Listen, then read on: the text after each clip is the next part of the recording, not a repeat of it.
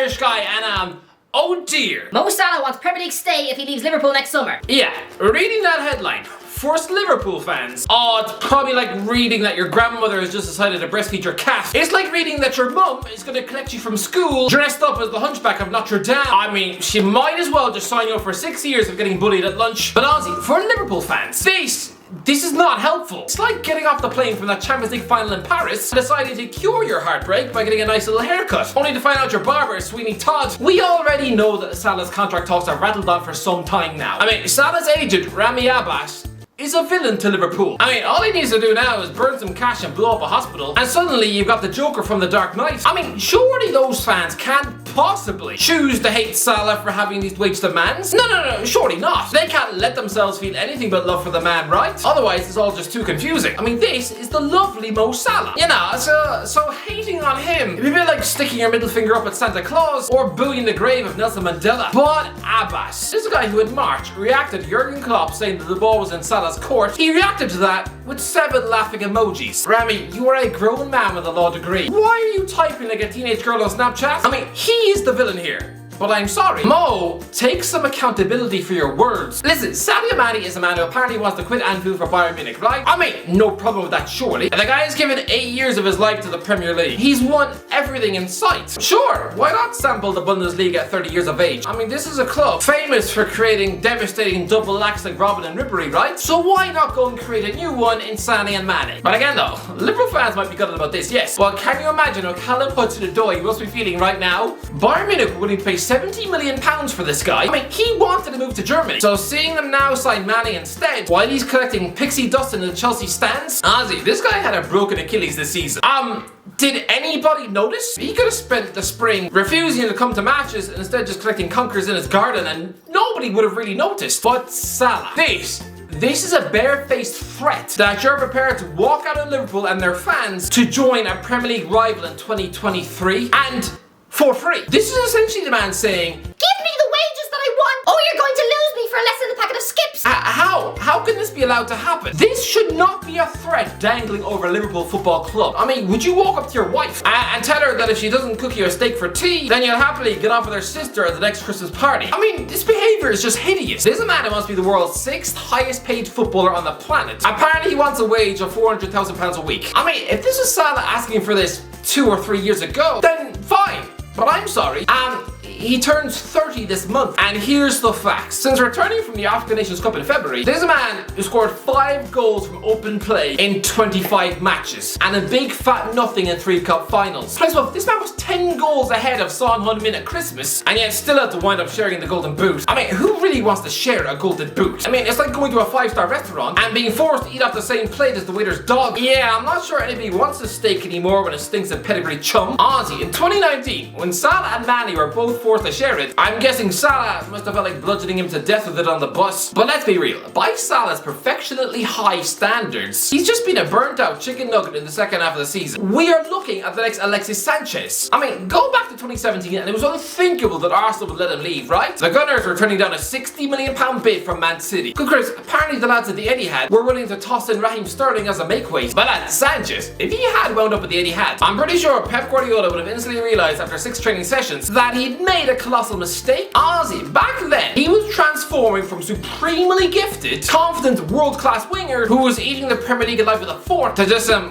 wheezy windbag who'd soon have the end product of a clogged sink. I mean, since that £60 million bid, Sanchez has scored 26 league goals, Raheem Sterling has bagged 78, and apparently is about to be in talks with Real Madrid, the European champions. Alexis Sanchez is being offered to Everton, a team who just finished 16th in the Premier League. Sanchez now belongs to the same paper dustbin reserved for Andros Townsend and Salomon Rondon, 2 footballers who've also aged like stale milk. Ozzy, beware of Salah because we've seen this before. To me, this is just disrespectful to Liverpool. The fact that you are prepared to put on the shirt colours of another team in England. This is a man who's prepared to win the Premier League at Liverpool's expense. I mean, where would he go? If he moves to Manchester City in 2023, then I promise you, he won't get in the team. Good guys, it'll be a front 3 of Phil Foden, Erling Haaland and Julian Alvarez. You know, the guy who just banged in a double hat-trick for River Plate. This will be a young, hungry triple act. All three of them will be 23 years of age. Salah would be paraded at the Etihad at 31 years of age. No, he's too old for this party. Good Christ, it'd be like Pierce Brosnan turning up to a teenage house party. I mean, you've got 16-year-olds drinking whiskey and getting off with each other on the couch, whilst he's sitting in the corner smoking a pipe and doing the crossword. Honestly, it'd be like going back 10 years ago and seeing Peter Andre join JLS. Salah just would not belong at the Etihad, trust me. It would not be a good fit. Because after 6 intense years of playing under Jurgen Klopp, is he really going to have the energy for the back-breaking concentration levels under Pep? A system where you cannot lose the ball? And when was the last time Manchester City bought a first-team player in their 30s? I'll tell you when. Frank Lampard, 8 years ago. Yes, 8. So Man City? No, that's not going to happen. Who else? I mean, Chelsea? Really? This guy's already been at Stamford Bridge and failed. I mean, it's not happy memories. I mean, it's like getting back together with your ex-wife who used to cut off your earlobes in your sleep. I mean, Salah does not enjoy a good relationship with Chelsea or their fans. Good Christ, do we not remember the vile abuse he received off them in 2019? I mean, this isn't gonna happen. It'll be like in the summer of 2023 if paparazzi photographed Johnny Depp relaxing on a beach in Mykonos with that woman off Aquaman. What? Even after pooing on his sheets? Imagine going back to 2014 when Salah arrived at Chelsea from Basel and mostly looked like the Egyptian nanny. I mean, honestly, he was instantly tossed into the same flop category as Ricardo Quaresma. Another supremely talented baller, but put him in a Chelsea shirt and it was like watching Daffy Duck on meth. Imagine telling a Chelsea fan back then that they'd once again be signing this wasteful flop 9 years down the line. They'd have sooner chewed off their face. So who else? Manchester United? No, I'm sorry, that would instantly burn down your legacy. Whatever happens, Salah is going to end his career having been loved and appreciated for his work at Liverpool. That is his life's legacy. But a move to Old Trafford? Oh boy, Michael Owen did that, but even then, there was still a 5-year gap between being employed by Liverpool and then Man United. It was annoying, yes, and to this day, Liverpool fans despise him for it. But at least, he'd been relegated with Newcastle in the in-between, and at the time was getting job offers from Stoke and Hull. But if Salah jumped straight out of a Liverpool jersey and immediately into a Manchester United one, he'd probably need to start wearing bulletproof jackets to the cinema. Honestly, try and pop out to see Pirates of the Caribbean 6, and you'll probably have at least one Liverpool fan trying to set fire to your car. But if I was a Man United fan, would I even want this? You've been burnt by the Sanchez situation before. Try some up, you'd stolen Arsenal's best player out of their hands for a cut price 30 million quid. But again, as soon as he started to play that piano, he very quickly turned out to be Chile's answer to Pingu. Just a complete waste of time. Who else? Arsenal, Tottenham, there'd be more chance of Salah cutting off his armpit. I mean, Harry Kane earns £200,000 a week, and he is the king of Spurs. Levy is not going to double that wage for someone turning 31. No chance! And apparently, Hector Bellerin is still the 4th highest paid player on Arsenal's payroll. And even then, he's only on £110,000 a week. I mean, Alex Oxlade-Chamberlain earns more than that at Liverpool. I mean, come on. Is there a chance he'll move to Newcastle? Honestly, they can't afford the insane wages that he wants. But Eddie Howe would need to get Newcastle into the top 4 next season. If he somehow manages to do that, then yeah, there is a chance Salah could wind up in Tyneside. I mean, this is what he said back in 2011 when he was playing in Egypt for Al Makalouf. Egypt youngster Salah says Newcastle want to sign him. Newcastle will soon make an official offer to sign me for 1 season, Salah told Aram Online at the time. I don't think contractors will refuse to be played in the English Premier League. It's a dream for any player to play one of the strongest league competitions in the world. I want to play abroad. I think this will be my next step.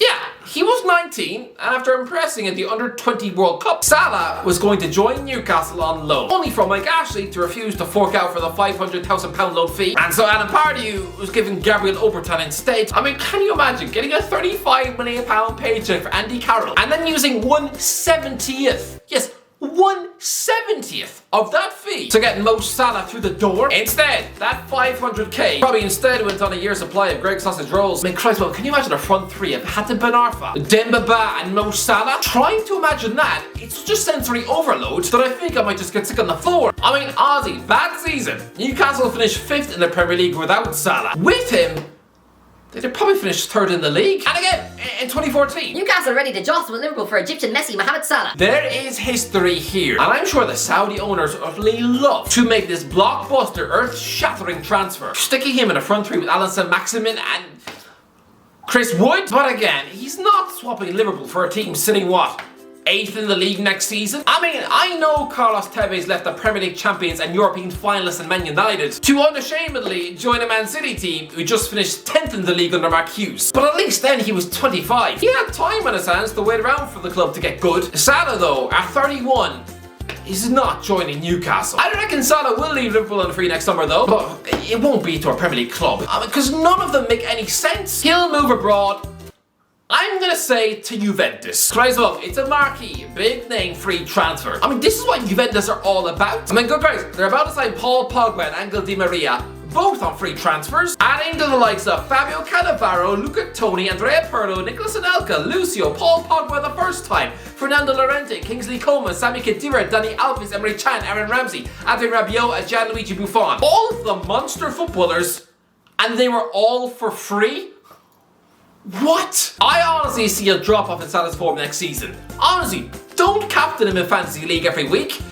He's not going to be the same. And so that form is going to scupper any big moves to Real Madrid or PSG. So yeah, finally, Juventus will have that big name to sell shirt and replace the void left by Cristiano Ronaldo. Because right now, I don't think anyone in China is rushing out to buy shirts with Moise Keane on the back. And he'll be a bit underwhelming. Maybe score 15 goals in his Serie A debut season. Sure, maybe they'll win the league by a point, but they'll still go out in the Champions League last 16, and it'll all just be a bit meh. But yeah, you heard it here first. Forget the Premier League nonsense. Salah is moving to Turin.